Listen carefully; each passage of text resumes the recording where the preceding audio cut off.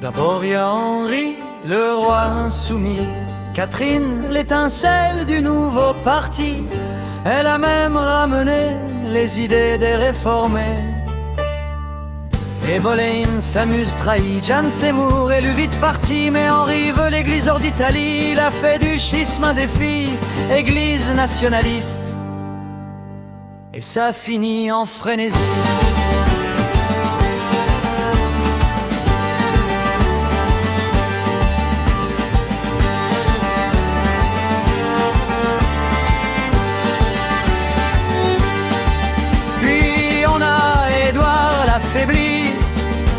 Et Marie la sanglante dans toute agonie, Élisabeth la Vierge et son règne infini.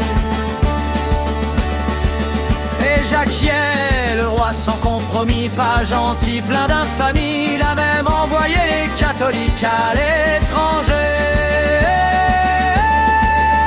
Et Baltimore, lord explorateur, lui il est ruiné par elle qu'il a créé une terre de survie. Reine de France, il a dit, mais il parlait de la Vierge Marie. Et en métropole, ça recommence. Charlière, monarque et tyrannie. Il a défié le peuple, il a défié la survie. Il a dissous le Parlement de toute sa folie. Et il finit sur l'échafaud, gorge raccourcie.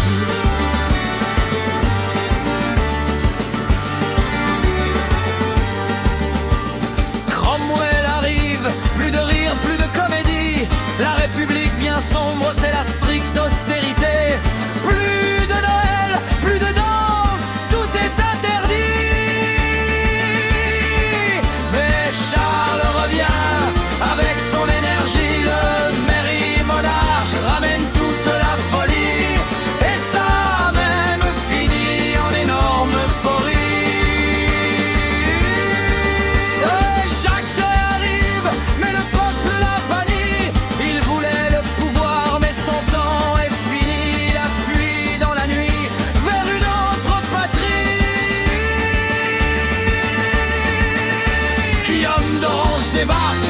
C'est la nouvelle vie, une révolution sans le sang, la glorieuse on l'a appelée. Et tout ça a fini en une démocratie.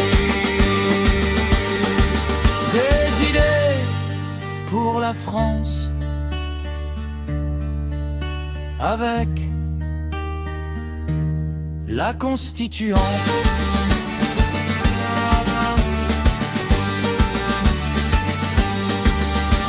Morale de l'histoire, c'est un siècle illusoire.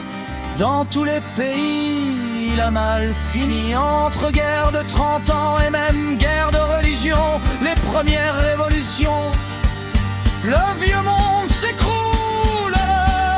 Et le rideau tombe sur cette folle comédie.